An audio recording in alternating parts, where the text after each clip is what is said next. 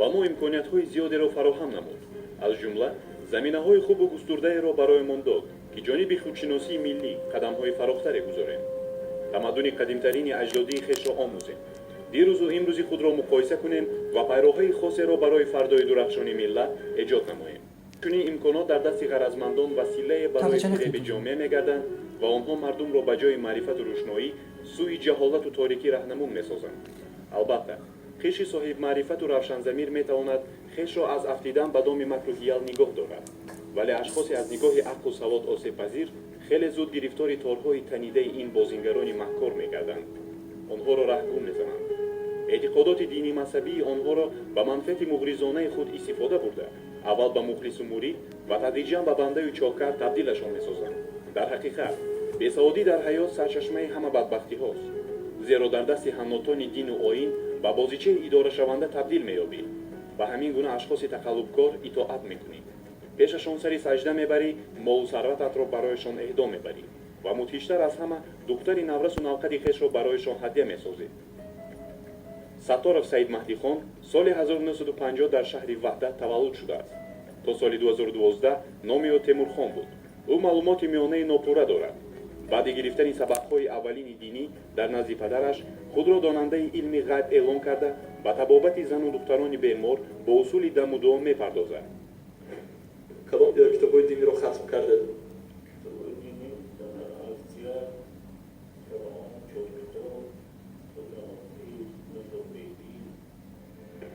соли 1986 ҳамсараш ба мақомоти ҳифзи ҳуқуқ шикоят мекунад ки ӯ аз болояш зани дуюм гирифтааст.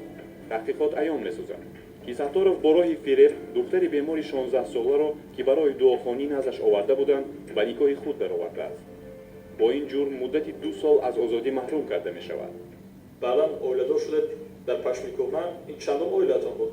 این اولیاءمون که خونه هم بودیم اولیای سیون بود.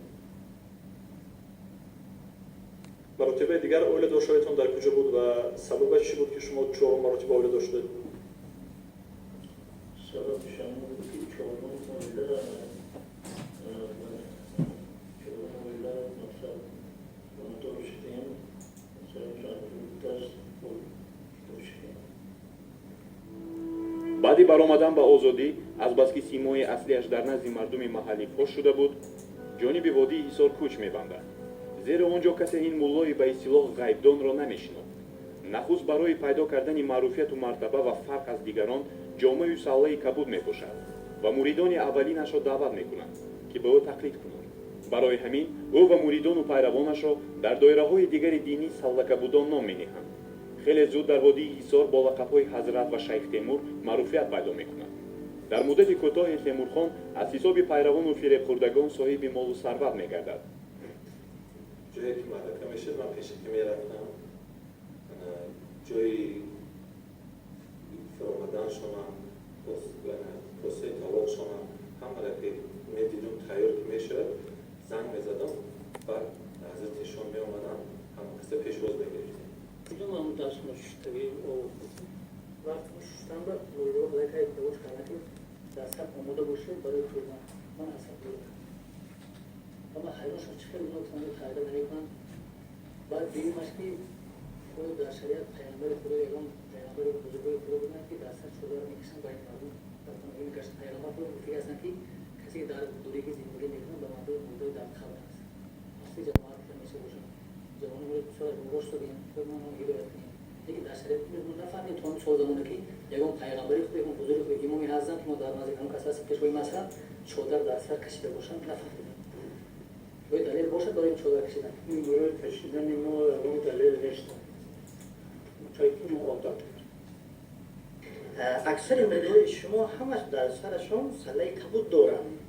این حالت در مذهب ما شما با گنجایش ندارد. چخیل آنها پوشیده مقصد مسله کبود را عبادت میکنند. یگان در ادله اربعه آیات و حدیث و صحابه مذهب یگان دلایل دارد آنها. من برای سله کبود در اون کتاب مخوندم و افضلیت شد. همچون میدونم که همین نماز با سله خوندم سنته. برای سفید یا کبود یا سیاه یا دیگران افضلیت شد ندیدم. سالا خواندن سالا پشت این ثواب است این سنت پیامبر را داخل می شود لیکن اکثر مریدای شما مقصد سالای قبول دارد این به کدام خاطر است در دایره مذهبی ما شما با گنجایش دارد یا ندارد ندارم. نداشته باشد برای چه آنها پیروی میکنند عمل میکنند همین ساله کبوتی ما رو دیده و یا بستم میبنده. Саторов Саид Маҳдихон дар деҳаи сангмелаи ноҳияи шаҳри Нав, деҳаҳои Асбо, Ширкент ва Чкаловски шаҳри Турсунзода хонаҳои истиқоматӣ месозад ва қитъаҳои зиёди заминро моли худ мекунад. қалби баъзе ҳаводоронро ончунон бо овозаҳои кароматаш таскир кардааст, ки чанд иншоотро аз қабили мағозаю анборҳо бо пули худ хусусӣ гардонида барояш ҳадя карданд.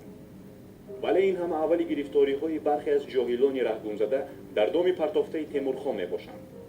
охири соли 2011 аввали соли 2012 ӯ дар байни муридонаш худро пайғамбари охирзамон эмом маҳдӣ эълон мекунад ва ҳатто аснодашро дар мақомоти марбута бо исми Саид Маҳдихон расмӣ месозад. афроди огоҳ медонанд ки эмом маҳдӣ дар таърихи бародарони мусулмони мо аз аҳли ташайюъ эмони 12-умӣ мебошад ки гӯё ба назди илоҳӣ бо ривояти дигар дар ғоре рафтаю баъди бозгашташ қиёмат фаро мерасад ва акнун шайх Темур ҳамон асту ба охиршавии дунё муҳлати начандон дарозе боқӣ мондааст.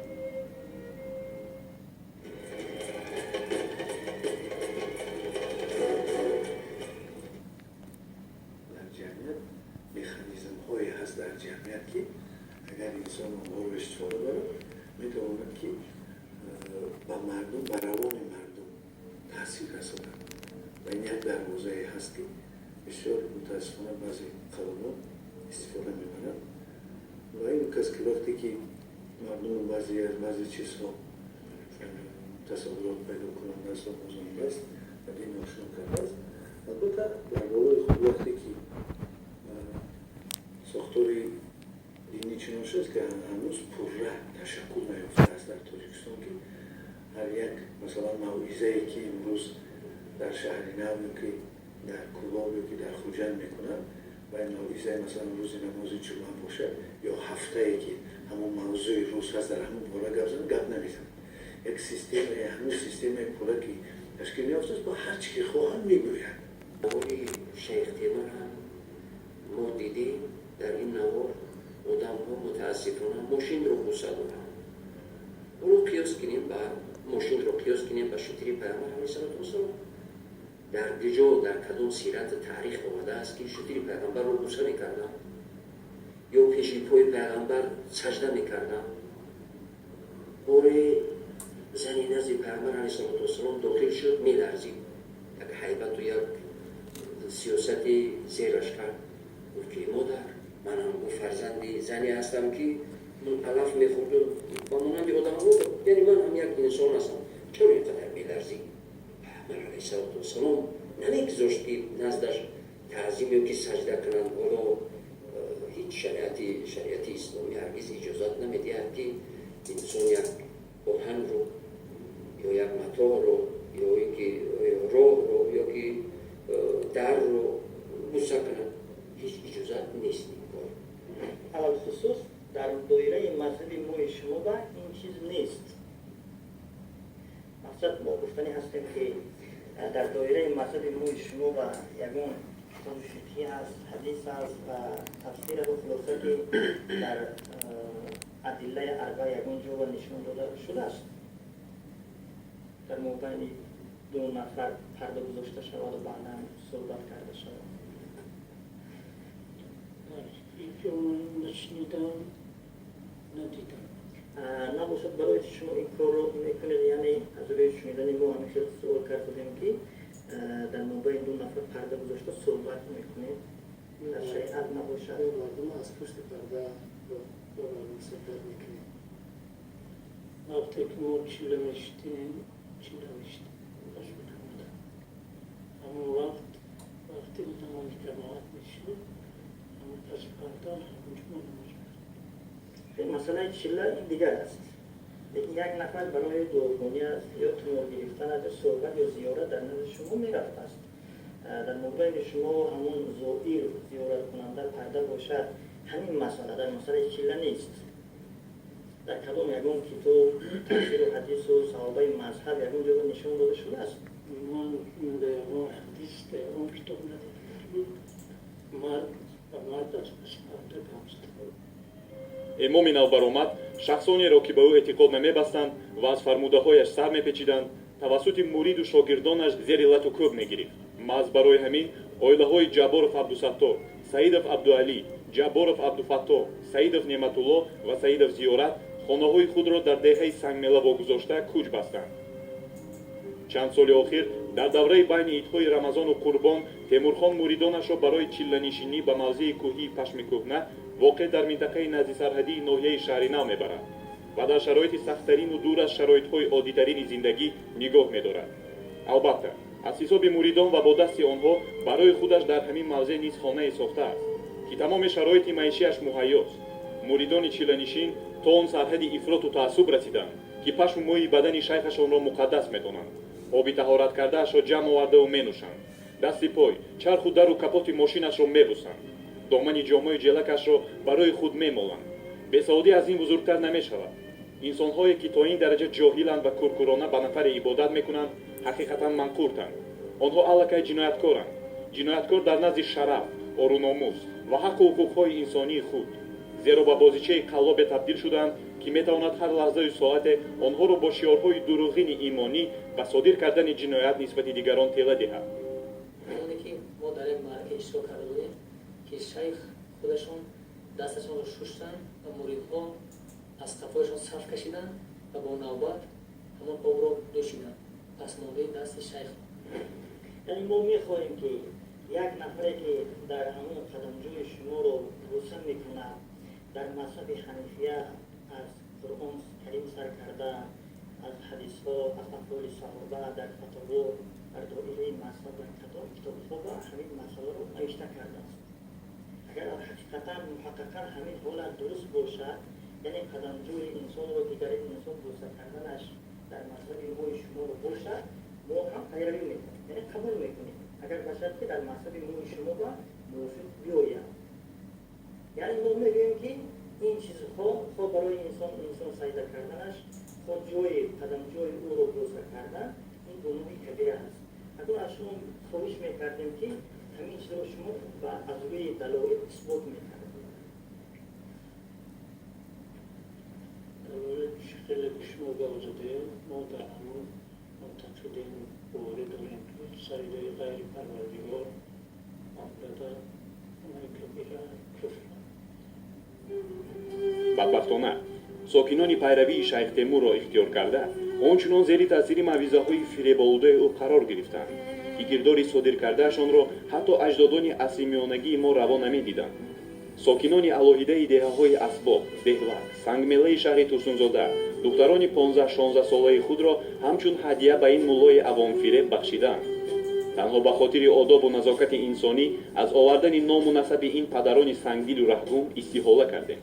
اگر همیشه درخت اومد کرد ممکن دخترسات هم رفته گفتیم که کلان سال آدم کلان اون باید نمیستیم ممکن بوده سر من روشن وقت بودیم ما دوزمون شد من دیگه چی شما سال چند موردی تیمورخان صدر چند سال؟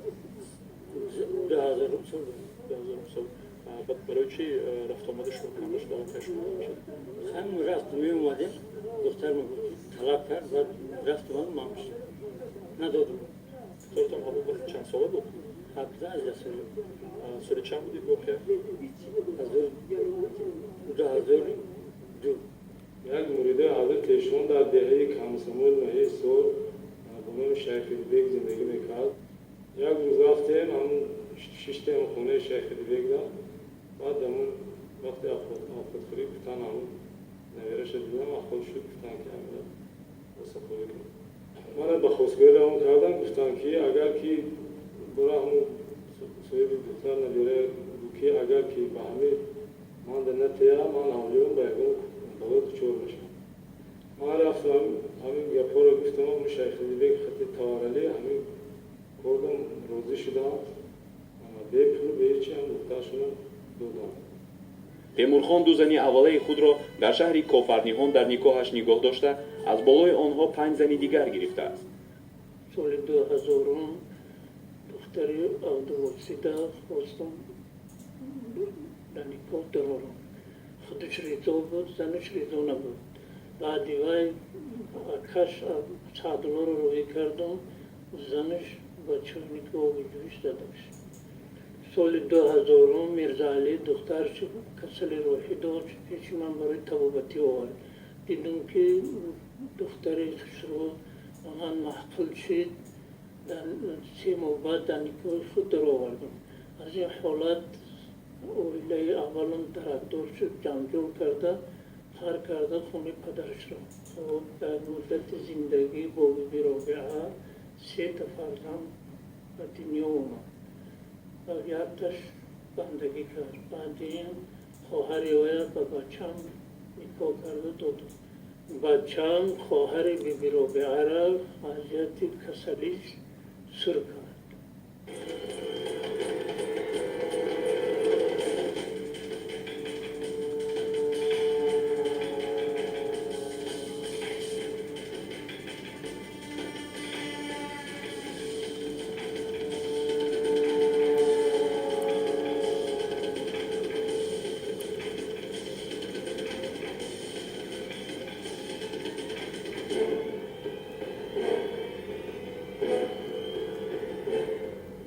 بعدی سر دسترخوان شدن شایخ گفت بیارم نبیرتون به من تی و شایخ گفت که حاضر مصلحت کرده میبینیم. بعد دیم بوره من رجبالی رو روی کردم، گفتم که اگر بود دختر شنتیا درگم بلو گفت. بعد شایخ نویرش در نکاحی من در آورد. بعد 2-3 ماه گرفته با شایخ ترسم زاده باید کورتی رو بود. بعدی از اینجا مرید اون حسن خونش به من هدیه کرد، اوجه در خونه زندگی دارم. وقتی که روبیه پیش من میبیام در اومدنی نمیمونه، جوبیر میزنه شد وقتی شوزایل در ماشین بار کردن به خانه روحی ترسم زاده میبینم. شوزایل و جوبیر موریدی من میشه. ҳаёт нишон медиҳад ки шайх аз 2 соли зиндон барои худ хулосае дар роҳи ислоҳшавӣ набардоштааст. ӯ бо ҳамсарҳои 4, 5 ва 6 саида, назруллоева ва хоҷаева дар 16 солагӣ бо ҳамсари 7 сатторова соли таваллудаш 1995 дар синни 15 солагӣ хонадор шудааст. аз 7 зан 20 фарзанд дорад. фарзандонаш дар мактаби миёна нахондаанд. дар деҳаи мо сатторов темирхона бо ҳавоҳои оилааш ва 5 марда фарзандон зиндагӣ мекунад. фарзандои кас таълимоти мактаби миёна надоранд. вақте ки ман ба хонаи онҳо рафтам, дар ҳамин бобат муроҷиат кардам, онҳо бо ҳар хел баҳона саркашӣ намуданд ва фарзандони худро ба ҳуҷҷатҳояшонро қалам ба мактаб пешниҳод нанамуданд. фарзандони он кас ягон таълимоти мактабӣ надоранд, аз мактаб ақиб монданд. зеро шайх таҳсилро дар ин мактабҳо куфр эълон карда, рафтани фарзандонашро ба мактаб манъ кардааст. خب شما رو با ستارов تیمورخان کی بردن نکاح کرد؟ تقایم رو جو کرده، تقایم بود. نکاح کرده دادن؟ نکاح کرده دادن. از سال چند جانب زندگی کرده؟ 2000 از سال 2000 تا کی زندگی کرده؟ تا 2010. 2010 صاحب چند فرزند شده؟ من صاحب 3 فرزند شدم. 2 تاش هسته یا تاش بندگی کرده. برای چی سبب بندگی کردنش در چی بود؟ برای که نگاه نکرد. کی نگاه نکرد؟ پدرش.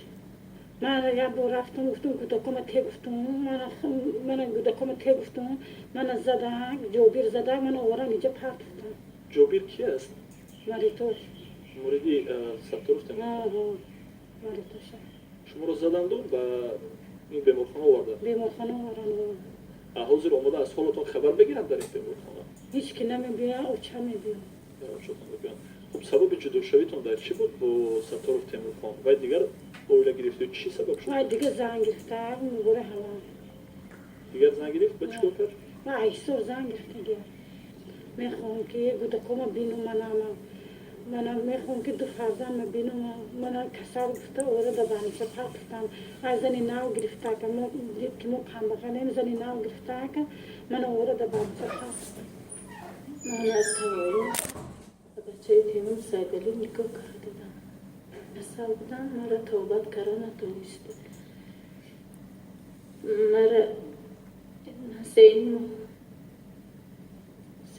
زندگانی کردن مرا کسل بودن های کردن. مرا نتوشن به توبت کردن نستشدن. خب لطفا بگید درباره بیبی روبیه دخترتون چگونه برای چی نیکوهی تیمورخان پیشنهاد کرده؟ کسل شد. دخترم کسل بود.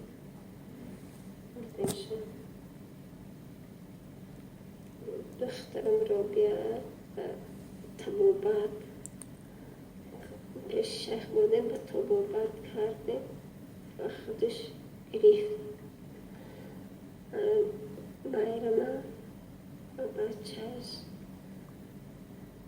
گریخت. در آخر هر دی دخترم کسلی گفته پیش کرد. ضمن پیشبرد تحقیقات ژورنالیستی برای ما پیدا کردن پاسخ به یک سوال خیلی جالب بود. یعنی چطور به تیمورخان میسر شده است که خود را در بین پیروان و هوادارانش همچون اولیا معرفی کند؟ طوری قید کرده شد تیمورخان هنگام قبول نیازمندان رویمال کبود بر روی خود میکشید تا که آنها چهرهاش را نبینند. آواز اولیاگیش نیز از همین جا برمیخیزد و تدریجا پهن میشود. ولی فرمولای اساسی اولیاگی تیمورخان چنین بوده است: طبق دستور پیشکی او اگر نیازمند حق خدمتانه برایش گوسفند آورده باشد او را به نزد شیخ مرید پیشکی مصلحت شده می‌درآورد. آواز شاگرد اساسی را شنیده شیخ به نیازمند میگفته است که بهوده آواره شده گوسفند آورده است. وی بدون هیچ خدمتانه دم و دعایش را برای بهبودی او میبخشید. اگر نیازمندان بوز می‌آوردند مرید دیگر می‌درآمد و در صورت آوردن هر گونه اشیای دیگر شاگرد سومی. اکثر کارافتادگان که از این سیر یا فریب و قلابی آگاه نبودند لال و حیران می‌شدند که از کجا شیخ فهمید که چی چیزی برایش آوردند. برخی از آنها از غیب‌بینی تیمورخان بیهوش می‌شدند. خود باور می‌کردند و بین دیگران آوازه اولیا بودن او را پهن می‌کردند. همه این نتیجه نادانی، بیسوادی، پایبند جهالت بودن آنهایی است که با چنین ساده‌لوحی به دام فریب تیمورخان گرفتار شدند. تا آن زمانی که مردم از نو به علم و معرفت رو نآوردند، در مکتب تحصیل دنیوی را نگیرند، همین گونه اولیاهای خودنام در آینده نیز شأن و شرف انسانی آنها را زیر پای خواهند کرد. ستارف تیمورخان دعوای ملاگی دارد و پاکی، اما طور دلیل‌ها نشان می‌دهند شخص است بداخلاق و فریبگر، زیرا پرده تقوا اعمال را روا می‌بیند که حتی در عصرهای میانه از آنها پرهیز می‌کردند. زیناکاری، قلابی، رهگمزنی مسلمانان، بستن راه دانش و مکتب به فرزندان آنها، در جای کار نکرده از حساب دیگران صاحب مال و ثروت گشتن و غیره. یعنی بدترین عملها اساس شخصیت تیمورخان را معین می‌کنند. تیمورخان باشد شیخ بودن را تنها در فریب دادن مردم استفاده کرده است. جمع مریدانش را به منقورت جاهل و غارنشین مبدل ساخته است. از این موارد که ما مشاهده کردیم یک چیز ثابت می شود و مردم این را باید نزد دانند و آن قلابی دینی است. در جامعه انسانی قلابی همچون حادثه معمول و معلوم وجود دارد. قلابی دینی استثناء شده نمیتواند و اون نواری که ما تماشا کردیم درباره دعواهای کرامات داشتن، دعواهای اولیایی داشتن شخص با نام ستارف تیمورخان و با لقب سید مهدی خان نیز یک دعوای باطل است و قلابی محض است. نشانه های اساسی در چی است؟ در اینجا دو نشانه معلوم می شود که یکم دعوای کرامات داشتن، دعوای اولیاگی داشتن این شخص. میگویند که آوازه رستم به از رستم، یعنی تا به امروز تا در فرصت به اون زمانی که نوازها رو مشاهده کردیم از اصلی واقعه اکثر مردم آگاه نبود. یعنی دهان به دهان، زبان به زبان، کلمه به کلمه وصف چنین افراد در بین مردم پهن میشد. من گمان میکردم که ولی یک شخصیت موجود آمده است که زاهد است، در حقیقت زاهد است، گفتار خداوند را انجام می‌دهد. همین یک احترام، یک تبرک جستن پیدا میشد. باور دارم امروز وقتی که آدمای خود از اصل واقعیت آگاه گشتن، با دیدن این نبردها، با مشاهده کردن و شاهد بودن از همون عملهایی که امروز ما در نمار دیدیم، باور دارم هر مرد دلخواه، هر شخصی که خود کمی اندیشه میکند راه راست رو در می‌یابد. тавре мебинем ҳар як қадами дар ҷодаи дингузоштаи сатторов саидмаҳдихон ё шайх темур мухолиф бо аҳкому аркони дини мубини ислом аст, вале то имрӯз нафаре аз доираҳои рӯҳоният гарчанде аз кирдорҳои раҳгумзанандаи ӯ бохабар буданд, ошкоро алайҳи куфру ширки ӯ садо баланд накарданд. инчунин мақомоти маҳаллии ҳокимияти давлатӣ низ тӯли чандин сол қаллобиҳои зери пардаи дин пинҳон намудаи сатторов темурхонро назора карда хомӯширо авлотар донистанд ва ҳатто алоҳида намояндагони соҳаи савдои давлатӣ хешро муриди ӯ хонда кӯмаки молии хешро аз ӯ дареғ надоштанд. мо гоҳо ҳайрон мешавем ки чаро баъзе ҷавонон худро ҷиҳодӣ эълон мекунанду ба Сурия ва Ироқ мераванд, ё чаро даври ашхосе гирд меоянд ки исломро роҳи расидан ба манфиатҳои сиёсии худ қарор доданд. посух якест: ин ҷавонон низ аз зумраи ашхосеанд ки ба доми қаллобе чун Темурхон меафтанд, муносибати кӯркорона ба тақдири худ онҳоро ба пайроҳҳои хатои зиндагӣ бурдааст. аз нигоҳи рӯҳи равонӣ низ ҳар қадар инсон аз донишу маърифат дуртар бошад, ҳамон қадар зери таъсиру суистифодаи қаллобоне чун Темурхон афтиданаш осонтар мегардад. бадбахтии инсонҳо дар бесаводии онҳост. вақте ки инсон дорои маълумоти оддии мактаби миёна нест, қонуниятҳои маъмулии ҳаёту замонро намедонад, аз таърихи тамаддуни миллати хеш, аз маҳсули эҷодии аҷдодони бузургаш бехабар аст, аз чунин одам сохтани бозичаи ақлдор ё робот ҳеҷ мушкилие надорад. маҳз барои ҳамин Темурхон бар ин муллоҳои авомфиреб ба муқобили муаллим, мактаб, илму дониш мебароянд. аз ин хотир то он даме ки ҷомеа саросар ҷониби худшиносӣ, омӯзишу таъриху тамаддуни кӯҳанбунёди худ наорад, то он вақте ақлу дониш роҳнамои аслии ҳаёти инсонҳо нагарданд ва теша бар решаи таассуб, ақидаҳои бегонаю фиребандаи раҳгумзананда зада нашавад, бозори чунин маҳдиҳои охирзамон гарм хоҳад буд.